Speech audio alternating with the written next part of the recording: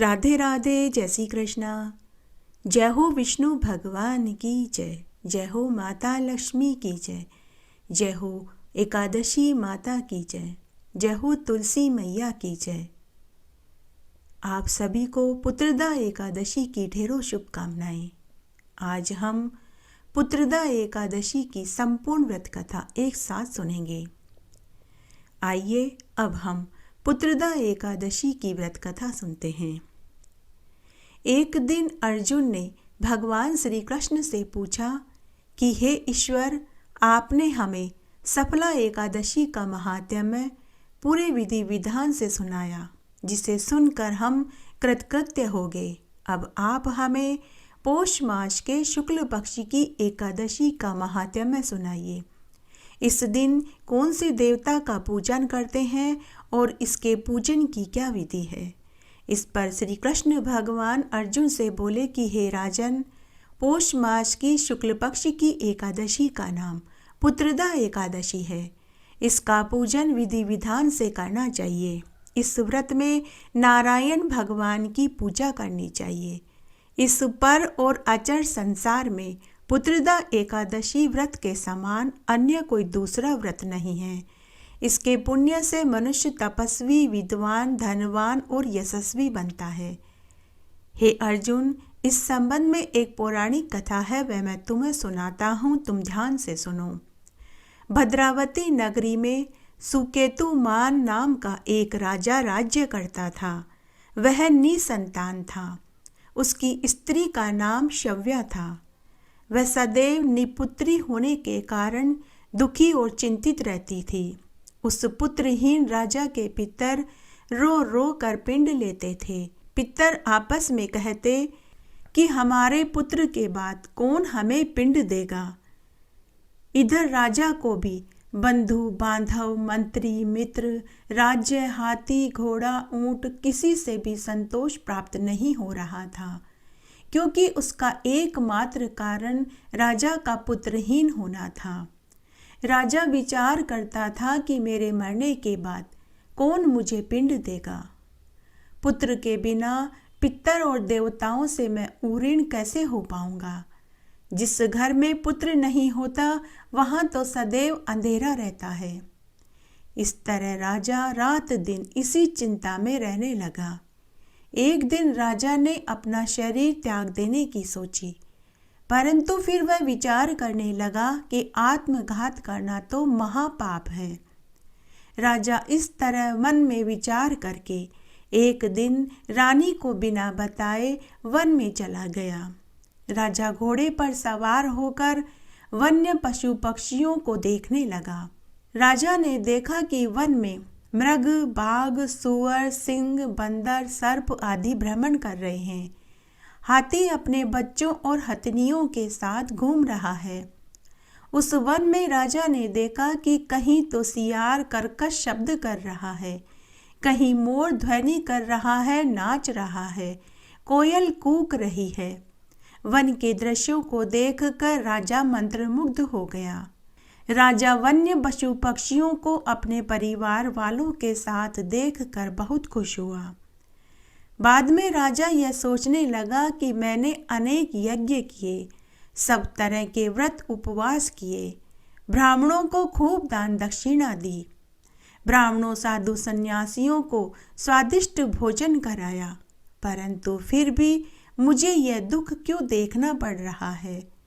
इस तरह विचार करते करते दोपहर हो गई कि तभी राजा को प्यास सताने लगी। राजा प्यास के कारण बेचैन होने लगा। पानी की तलाश में राजा आगे बढ़ा। कुछ ही आगे जाने पर उसे एक सरोवर दिखाई दिया। उस सरोवर में कमल खिल रहे थे। सरोवर में सारस, हंस, मगरमच्छ जल क्रीड़ा कर रहे थे। उस सरोवर के चारों तरफ मुनियों के आश्रम बने हुए थे कि तभी राजा का दाहिना अंग फड़कने लगा।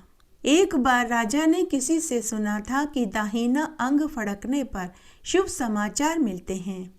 यही मन में सोचकर कि शायद मुझे भी कोई शुभ समाचार मिले, मन में प्रसन्न होकर राजा सरोवर के किनारे गया तो वहां पर अनेक मुनि बैठे हुए थे। राजा घोड़े से उतरा और घोड़े को पेड़ से बांधकर मुनियों के पास गया और उन्हें दंडवत प्रणाम करके उनके पास बैठ गया। राजा को देखकर सभी मुनि राजा से बोले कि हे राजन, हम तुमसे अत्यंत प्रसन्न हुए। तुम इस जगह क्यों आए हो? तुम्हारे आने का क्या प्रयोजन है? तब राजा ने मुनिवरों से कहा कि हे मुनिवर, आप सब कौन हैं और आप यहाँ किस लिए आए हैं? तो मुनि बोले कि हे राजन, आज पुत्र की इच्छा करने वाले को उत्तम संतान देने वाली पुत्रदा एकादशी है।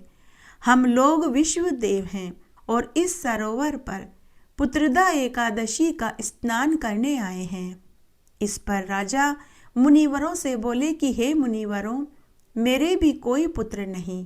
यदि आप मुझ पर प्रसन्न हैं तो मुझे एक पुत्र का वरदान दीजिए। तो मुनि बोले कि हे राजन, आज पौष मास के शुक्ल पक्ष की पुत्रदा एकादशी है। तुम आज एकादशी का व्रत करो। कल द्वादशी को व्रत का पारायण करना। भगवान विष्णु और माता लक्ष्मी की असीम अनुकंपा से तुम्हें पुत्र अवश्य होगा। मुनि के वचनों को सुनकर राजा बहुत प्रसन्न हुआ। राजा ने वहीं मुनियों के सानिध्य में पुत्रदा एकादशी के व्रत का संकल्प लिया और एकादशी का व्रत किया। दूसरे दिन द्वादशी को व्रत का पारायण किया और सभी मुनियों को प्रणाम करके वह वापस महल में आया। उस रात्रि राजा ने रानी के साथ सहवास किया, जिससे रानी ने गर्भ को धारण किया और 9 महीने के बाद रानी को उत्तम पुत्र पैदा हुआ। राजकुमार बड़ा होने पर अत्यंत ही वीर, धनवान, यशस्वी, चक्रवर्ती राजा बना और प्रजापालक हुआ। श्री कृष्ण भगवान अर्जुन से आगे बोले कि हे अर्जुन, पुत्र की प्राप्ति के लिए पौष मास की शुक्ल पक्ष की पुत्रदा एकादशी का व्रत करना चाहिए। जो मनुष्य इस एकादशी के महात्म्य का श्रवण और पठन करते हैं, उन्हें मरने के बाद स्वर्ग का सुख मिलता है। एक बार एक गांव में एक ब्राह्मण अपनी पत्नी और 3 बेटियों के साथ रहता था। वह ब्राह्मण रोज अपने यजमानों के यहाँ भिक्षा मांगने जाया करता था। तो उसे भिक्षा में आटा मिलता तो कभी उसे रुपए मिलते थे। पहले के जमाने में लोग पंडितों और साधु सन्यासियों को एकादशी, पूर्णिमा व अमावस्या के दिन सीधा दिया करते थे, जिसमें आटा, दाल, तेल, घी, गुड़, नमक, मिर्च होता था। उस ब्राह्मण का यही आजीविका का साधन था। ब्राह्मण की सबसे छोटी बेटी बड़ी ही धार्मिक प्रवृत्ति की थी। छोटी थी तभी से वह अपने पिता के साथ हर एकादशी का पूरे विधि विधान से उपवास रखती, भगवान विष्णु और माता लक्ष्मी का पूजन करती थी। इस तरह उनका समय अच्छे से गुजर रहा था। जब ब्राह्मण की बेटियां छोटी थी तब तक तो उनका गुजारा अच्छे से होता रहा, लेकिन जब बेटियां बड़ी हो गई तो उनके लिए वह राशन कम पड़ने लगा। अब ब्राह्मणी अपने पति को रोज ताने देने लगी कि हमने अब तक कोई धन जमा नहीं करा, अब हम अपनी बेटियों का ब्याह कैसे करेंगे? आप कोई दूसरा काम क्यों नहीं देखते? तो ब्राह्मण अपनी पत्नी से बोला कि भगवान, मुझे तो कोई और काम करना ही नहीं आता। अब रोज रोज ब्राह्मणी घर में क्लेश करने लगी। तब एक दिन ब्राह्मण की सबसे छोटी बेटी अपने पिता का पक्ष लेते हुए अपनी माँ से बोली कि माँ, तुम बाबा को कुछ मत कहो, जो हमारे भाग्य में लिखा होगा वही होगा। यह सुनकर ब्राह्मणी अपनी छोटी बेटी से नफरत करने लगी और गुस्से में बोली कि अब तू भी अपने बाबा के साथ भिक्षा मांगने जाया कर। छोटी बेटी, जिसका नाम सुलक्षणा था, वह कुछ नहीं बोली। दूसरे दिन रोज की तरह जब ब्राह्मण झोली लेकर गांव में भिक्षा लेने के लिए जाने लगा तो उस दिन एक तो बहुत तेज ठंड थी, दूसरे ब्राह्मण के बुखार आ रहा था तो छोटी बेटी अपने पिता से बोली कि बाबा, आज से और अब से मैं ही भिक्षा लेने जाया करूँगी, आप झोली मुझे दे दो। तो ब्राह्मण अपनी बेटी से बोला कि बेटी, मेरे कितने बुरे दिन आ गए हैं कि मुझे एक जवान बेटी को भिक्षा मांगने के लिए भेजना पड़ रहा है। तो बेटी बोली कि बाबा, आप चिंता मत करो, शायद इसमें ही हमारा कुछ भला छिपा हो। घर के भीतर ब्राह्मणी और उसकी दोनों बहनों ने सुना तो वे मन ही मन खुश होने लगी। छोटी बेटी गांव में भिक्षा मांगने के लिए गई। गांव भर में सबने पूछा कि बेटी, आज तेरे पिता कहाँ गए जो तुझे भिक्षा मांगने के लिए आना पड़ा। तो छोटी बेटी सुलक्षणा गांव वालों से बोली कि मेरे बाबा बीमार हैं, इसलिए मैं आई हूँ। अब मैं ही रोज भिक्षा लेने आया करूँगी। उसकी आवाज़ में दर्द छुपा था। गांव वालों को उसके ऊपर दया आ गई। शाम होते होते उसकी झोली आटे से भर गई। अब छोटी बेटी भिक्षा मांगने लगी। समय गुजरने लगा। एक दिन नगर का राजा अपने मंत्रियों के साथ नगर में भ्रमण पर निकला। जब राजा ने ब्राह्मण की छोटी बेटी को देखा तो उसके रूप और यौवन पर राजा मंत्रमुग्ध हो गया। राजा ने अपने मंत्रियों से पूछा कि यह भिक्षुणी कौन है, पता लगाओ। तो एक मंत्री बोला कि महाराज, यह हमारे ही नगर के एक ब्राह्मण की छोटी बेटी है। इसका पिता बीमार है तो इसने अपने घर की जिम्मेदारी uठा रखी है। यही रोज नगर में भिक्षा मांगती है। इसने ही घर की जिम्मेदारी उठा रखी है। यही रोज नगर में भिक्षा मांगने आती है। यह सुन राजा और भी प्रसन्न हुआ कि जिसने अपने परिवार की जिम्मेदारी उठा ली वह कितने नेक दिल की होगी। महल में आने के बाद राजा ने एक मंत्री के साथ अपने विवाह का प्रस्ताव ब्राह्मण की छोटी बेटी के लिए भिजवाया। ब्राह्मण सुनकर बहुत खुश हुआ, लेकिन ब्राह्मणी मंत्री से बोली कि मंत्री जी, मेरी यह बेटी रोज गांव में से भिक्षा मांग कर लाती है। इसका बाप तो बीमार पड़ा है। अगर यह ब्याह होकर चली जाएगी तो मेरा और मेरी दोनों बेटियों का क्या होगा। मंत्री ने महल में आकर राजा को पूरी बात बताई। तब राजा ने मंत्री से कहा कि तुम जाकर ब्राह्मणी से कहो कि हर महीने का राशन महल से आ जाया करेगा। मंत्री ने जाकर यह बात ब्राह्मणी से कही। तब ब्राह्मण की छोटी बेटी मंत्री से बोली कि महाशय जी, लेकिन मैं विवाह के लिए तैयार नहीं। मंत्री ने छोटी बेटी से इसका कारण पूछा तो ब्राह्मण की छोटी बेटी मंत्री से बोली कि मेरे घर में मेरी 2 बड़ी बहनें कुंवारी बैठी है। उनके होते मैं कैसे विवाह कर सकती हूँ, इसलिए मुझे यह विवाह मंजूर नहीं। मंत्री ने पुनः आकर राजा को पूरी बात बताई। ऐसा सुनते ही राजा तो ब्राह्मण की छोटी बेटी का मुरीद हो गया। वह उसी समय रथ में बैठकर ब्राह्मण के घर पहुंचा। राजा ने आते ही ब्राह्मण के चरण छुए और पूछने लगा कि हे ब्राह्मण देव, आपने अपनी छोटी बेटी को कहाँ शिक्षा दीक्षा दिलवाई। तो ब्राह्मण बोला कि हे महाराज, मैं बड़ा ही गरीब ब्राह्मण हूँ। मेरे पास इतना धन कहाँ जो कि मैं अपनी बेटियों को शिक्षा दीक्षा दिलवा पाता।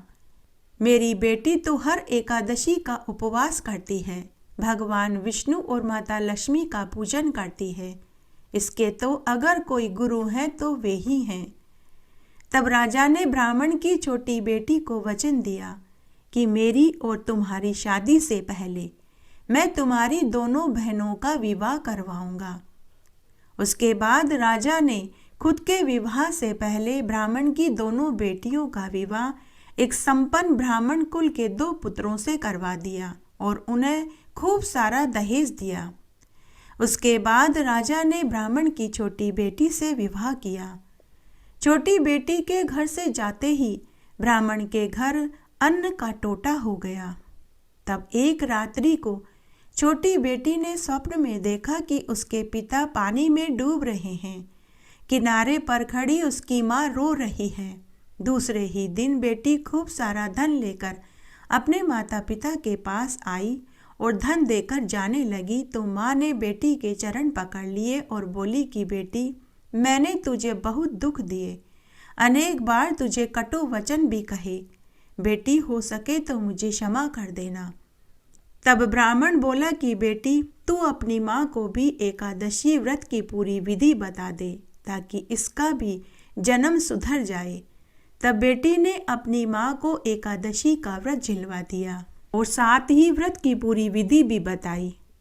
अब ब्राह्मण के साथ ब्राह्मणी भी हर एकादशी का उपवास करने लगी और भगवान विष्णु और माता लक्ष्मी का पूजन करने लगी, जिससे उसे भी सद्बुद्धि प्राप्त हो गई, जिससे उसे भी सब सुख मिलने लगे और वह भी इस जीवन के समस्त सुखों को भोग कर मरने के बाद स्वर्ग को प्राप्त हुई।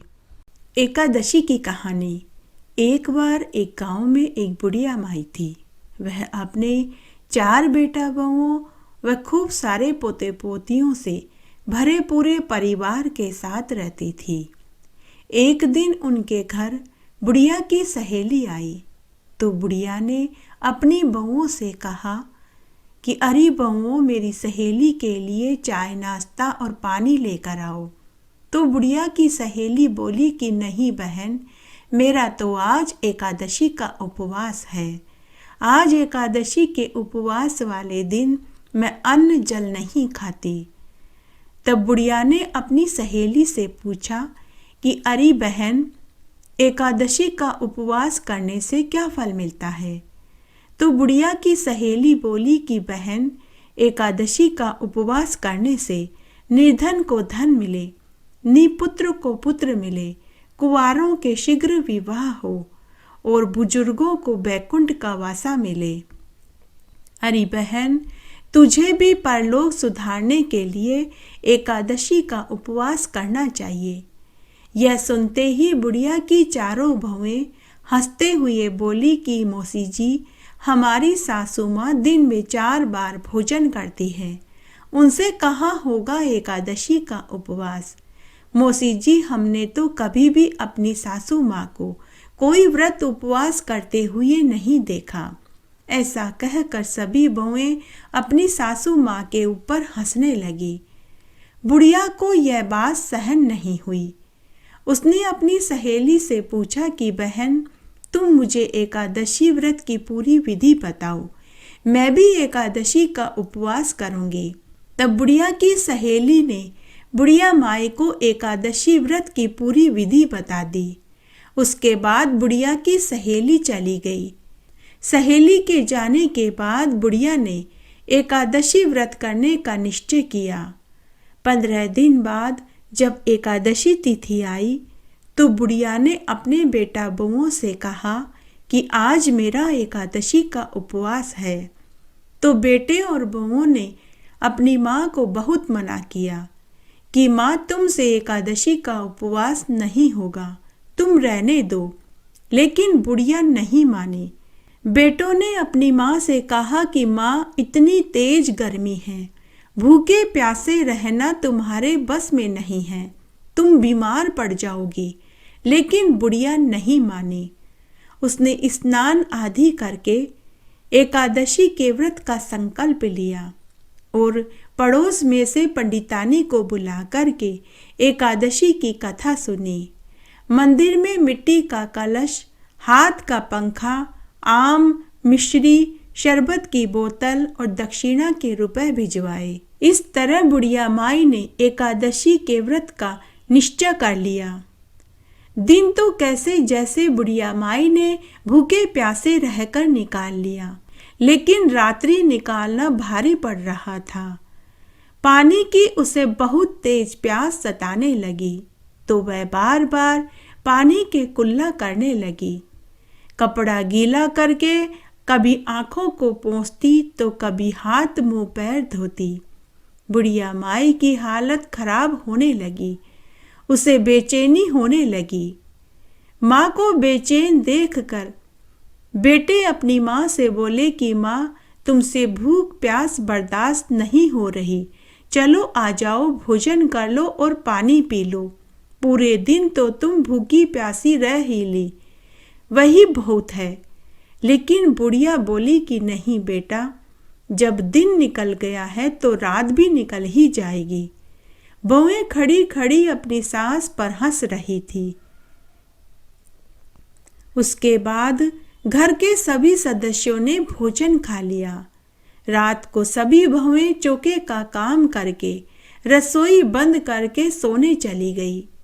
बुढ़िया माई आंगन में अपनी खाट पर पड़ी पड़ी करवटें बदलने लगी।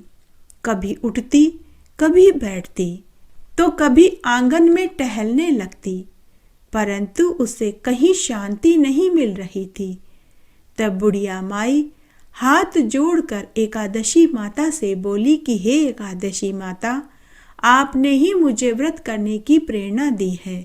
अब आप ही मेरे व्रत को पूरा करने में मेरी सहायता करना। उसके बाद उसने आंखें बंद करके पलंग पर सोने की कोशिश करने लगी, लेकिन धैर्य की सीमा समाप्त हो रही थी। बुढ़िया का कलेजा मुंह को आने लगा। उसकी आंखें ऊपर की ओर चढ़ गई कि तभी वह जोर जोर से चिल्लाने लगी।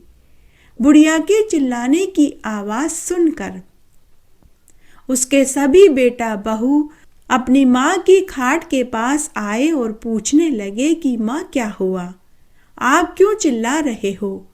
माँ, हमने तो पहले ही कहा था कि तुमसे व्रत नहीं होगा, लेकिन तुम हो कि मानती ही नहीं। बहुएं अपनी सास को ताने देने लगी कि माँ जी, शक्ति में ही भक्ति होती है, आप व्रत को रहने दो, उठो, मैं आपके लिए भोजन और दूध लाती हूँ, आप भोजन खाकर दूध पी लो।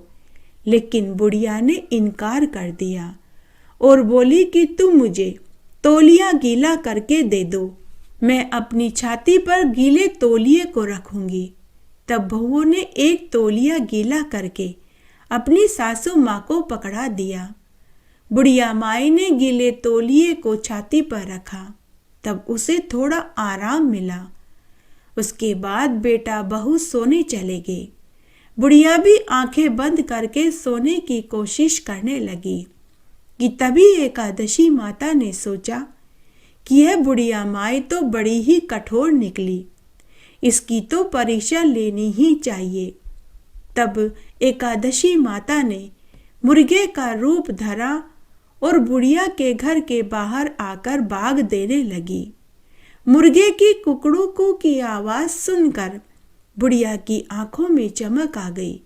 वह भागकर दरवाजा खोलकर बाहर देखने गई तो उसे आसमान में उजास दिखाई नहीं दिया। तो बुढ़िया सोचने लगी कि यह मुर्गा क्यों इतनी जल्दी बाग दे रहा था, अभी तो सुबह हुई ही नहीं है। बुढ़िया का मन पानी पीने के लिए विचलित होने लगा, लेकिन वापस उसने पक्का निश्चय कर लिया कि चाहे कुछ भी हो जाए, चाहे उसके प्राण ही क्यों न निकल जाए, आज मैं एकादशी व्रत को पूरा करके ही रहूंगी। फिर से बुढ़िया माई खाट पर आकर लेट गई। थोड़ी देर बाद फिर से एकादशी माता ने बुढ़िया की परीक्षा लेनी चाहिए और एक 8 साल की कन्या का रूप धरकर एक गिलास में आम का अमरस लेकर उसकी खाट के पास आकर बोली कि दादी माँ उठो, सवेरा हो गया, आम का अमरस पी लो। आम के अमरस का गिलास देखकर बुढ़िया के मुंह में पानी आ गया, लेकिन तभी बुढ़िया को एहसास हुआ कि शायद मैं कोई स्वप्न देख रही हूँ, तो उसने आंखों को जोर से बंद कर लिया। तभी उसे लगा कि मैं नदी में तैर रही हूँ, कभी उसे लगा कि मैं कुएं में पड़ी हूँ, लेकिन स्वप्न अवस्था में भी बुढ़िया ने मुंह को भींच कर बंद कर लिया कि कहीं पानी की बूंद मुंह में न चली जाए। स्वप्न और नींद में भी उसने व्रत को खंडित नहीं होने दिया। एकादशी माता ने भी जान लिया कि बुढ़िया माई का एकादशी व्रत के प्रति दृढ़ संकल्प है। एकादशी माता बुढ़िया माई के व्रत के संकल्प से खुश हो गई। कब रात बीत गई, कब सुबह हो गई, बुढ़िया माई को तो पता ही नहीं चला। सुबह बेटा बहुओं ने अपनी माँ को जगाया।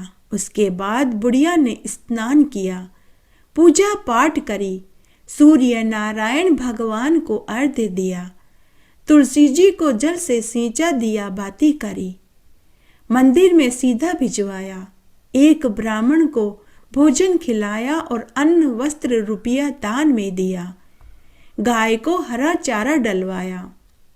फिर उसके बाद उसने व्रत का पारण किया।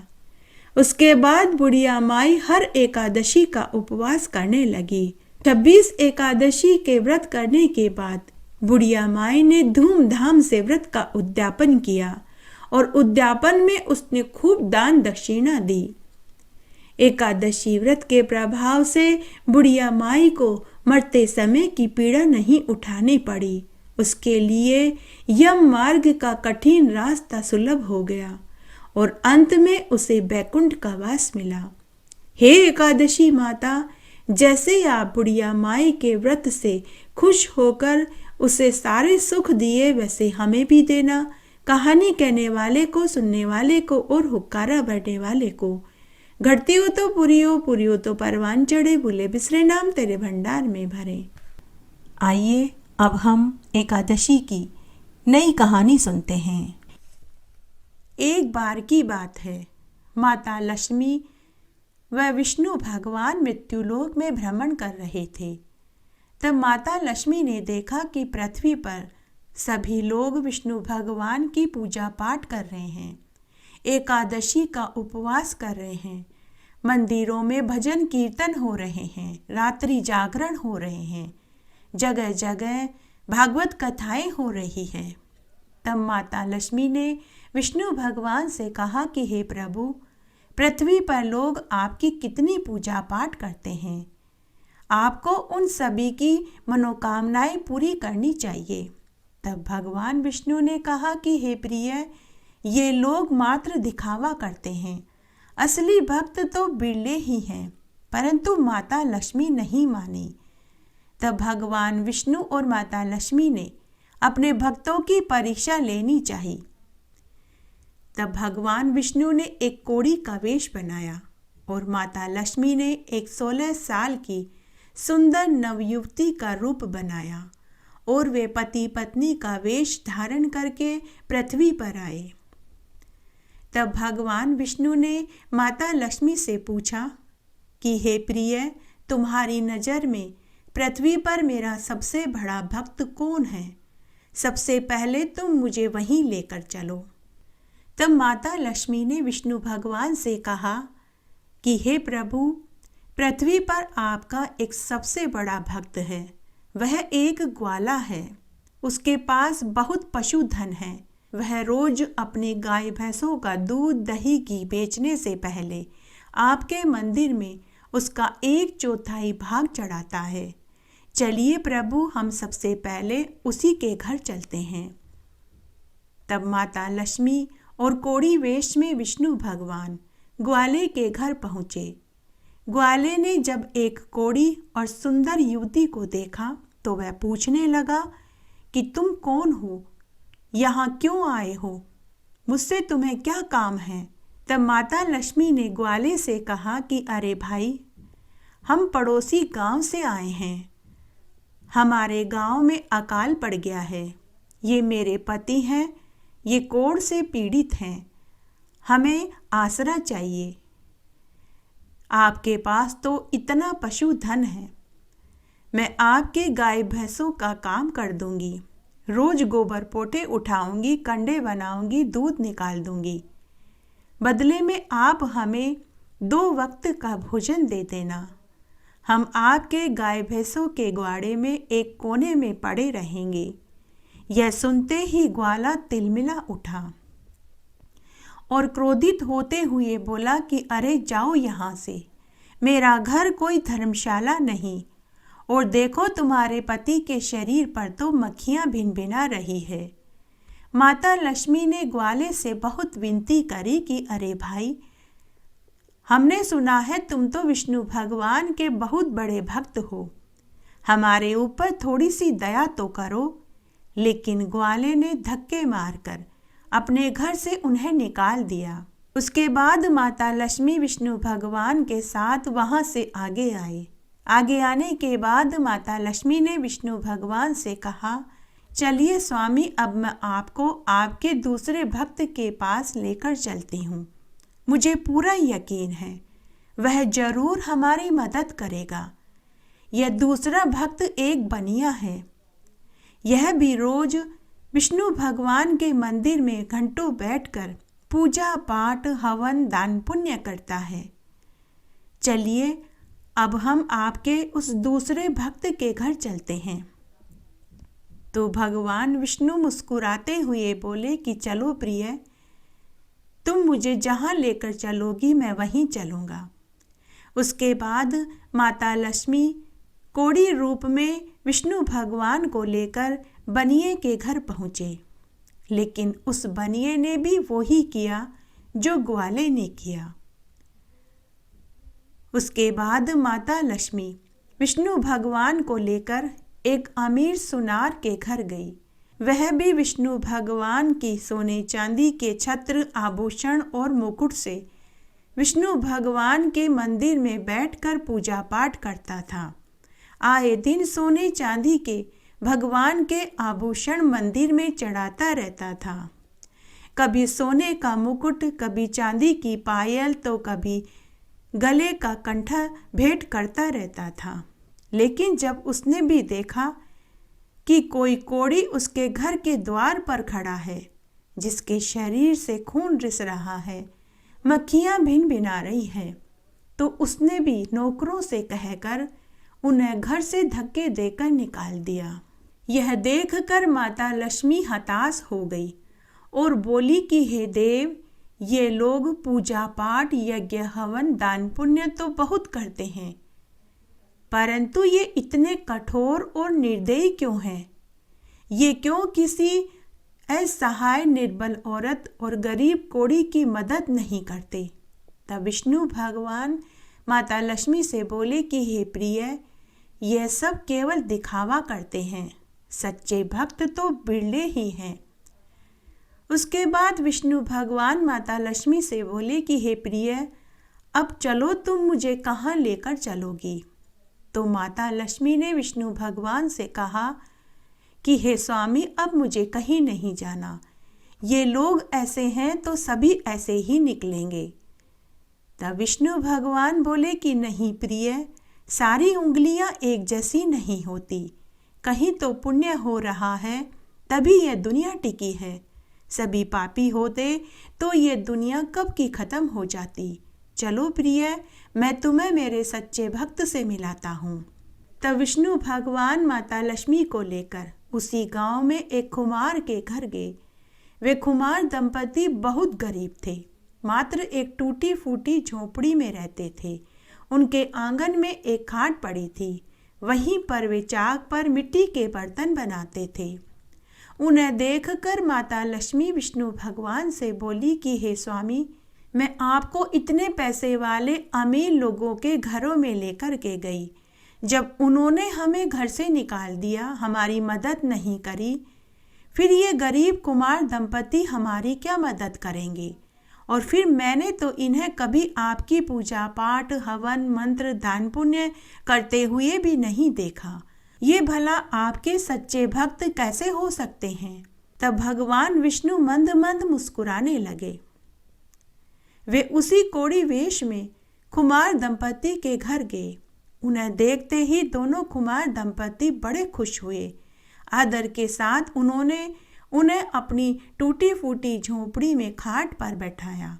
खाने के लिए छाछ रोटी और राबड़ी दी और कुमार ने भगवान विष्णु के कोढ़ वाली जगह को जल से धोया।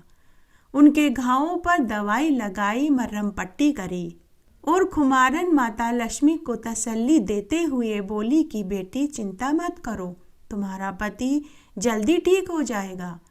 तुम जब तक चाहो यहाँ रहो, हम दोनों पति पत्नी तुम्हारा बहुत ध्यान रखेंगे।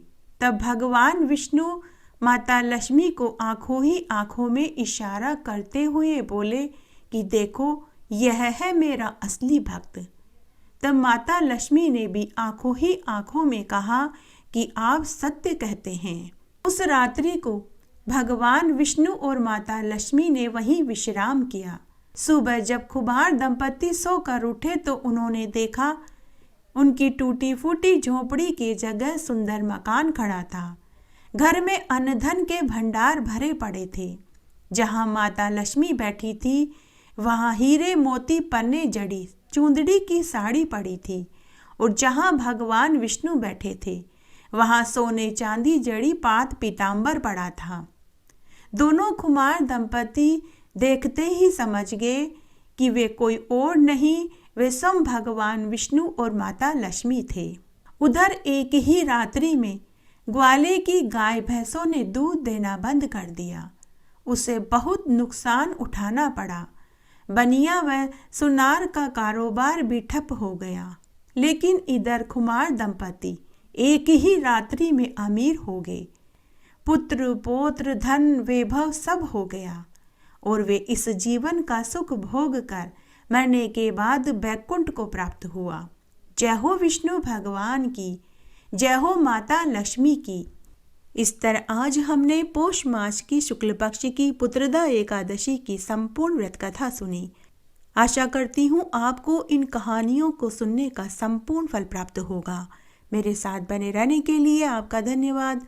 आगे आने वाली कथा कहानी के लिए भी आप इसी तरह मेरे साथ बने रहें। धन्यवाद।